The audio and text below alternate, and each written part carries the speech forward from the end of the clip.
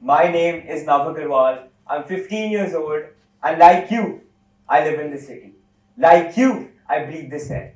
And like you, I suffer from the air pollution every single day. I'm the founder of an NGO called One Step Greener. And the question arises, why should an 11-year-old really have to start an NGO about waste management and waste recycling in a city such as Delhi? Well, it goes back to the landfills in 2017. One of the world's largest landfills, the Ghazipur landfill, which is 108 meters tall, collapsed, caught on fire, and killed 2 people. We realize that the impact of waste is not just visual, but also impacts the air, right? Upon researching, we realize that 30% of Delhi's air pollution is directly or indirectly caused by waste. Well, my brother was an asthmatic, and for the next couple of days, due to the fire in the landfill, school was shut. And as the air pollution exasperated, so did his asthma. And this led to him having so many attacks of asthma during that period of time. We realized that this situation and the way we deal with waste has to be changed. So what is this landfill really made of, right? 20% of this waste is hazardous waste. 50% of this waste is your compostable waste, your kitchen waste. This is the waste which can become manure. And the rest, 20%, 30% of this waste is your dry waste or your recyclable waste. This is your paper, cardboard, metal, e-waste, anything and everything which can get recycled. So, well, what are the gases which are emitted from this landfill which is producing 30% of Delhi's air pollution? 50% of this is methane. Now, methane is 21 times more potent than carbon dioxide. 21 times more potent. And that's 50% of what these huge landfills are producing, right? And to top it all off, there's the informal sector, right? Children my age, even younger, with their bare hands going through our mixed waste, going through our kitchen waste, our dry waste, and taking it apart from their hands, and they're trying to find any monetary value out of it, right? And when me and my brother visited this landfill, we realized that something has to be done. And that's when the idea and the conceptualization of our NGO, One Step Greener, started in 2017. The main goal of One Step Greener is really to make the world a zero waste place. And we realize this can be done in two simple ways. First, the dry waste has to be responsibly recycled, the wet waste has to be composted, and the hazardous waste has to be incinerated.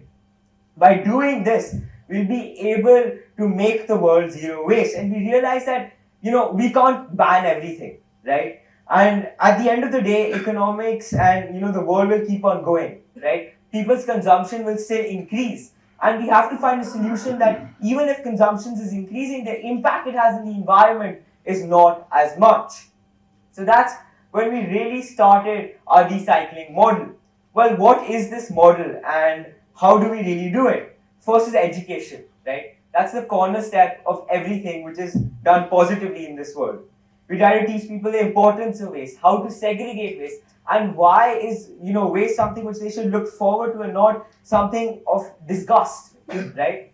And then after this is done, we're like, hey, the impact of waste. Now why don't you sign up with us? We provide a free of cost door-to-door waste pickup, where we collect the waste from households, corporates, and schools, take it back to our warehouse, where those same rag pickers who are brought into the formal economy, given an ID card, given a bank account, are taken into the NGO and they help separate that waste. That same waste is then sent to certified recyclers who will then reprocess it and recycle it. We realize that for anything to be sustainable, it has to be economically sustainable as well. So the waste and the money we generate from selling to these recyclers is helped and is the way we try to fund our NGO, and in other words, try to make it self-sufficient. So, apart from this waste management aspect of our NGO and trying to reduce the amount of waste in the organization, we also do tree plantations. Now this is in the normal type of tree plantations in cities, right? These trees are planted densely together in degraded land, right? In the Miyawaki style forest, which essentially is removing the topsoil of the layer and putting new soil, right? And when we do this, we try to maximize biodiversity in that specific area by planting native trees and by planting them at a close distance together. So far, we've been able to plant 3,500 trees in over four locations. For the waste management aspect of our NGO, we're currently servicing 1,500 homes in 52 localities and are operating in 4 cities, right? So, even though these 4 years have been hard, they have been fruitful, right? We've been able to recycle 350,000 kgs of waste and have talked and, trained 205,000 people. So what does this mean, right? This means that we've produced enough energy to power 250,000 homes for a whole day, saved 4 million liters of water. Now what this shows me is what 1,500 households in a city of 20 million households can do. This shows me that every single one of you watching this and hearing this can create an impact. Each and every single one of you can help change the world into a greener and a better place for every single one of us. You can all start now. You can volunteer with the organization, or you can start your own NGOs, your own organizations, and help us create a more positive impact in the world. Thank you so much.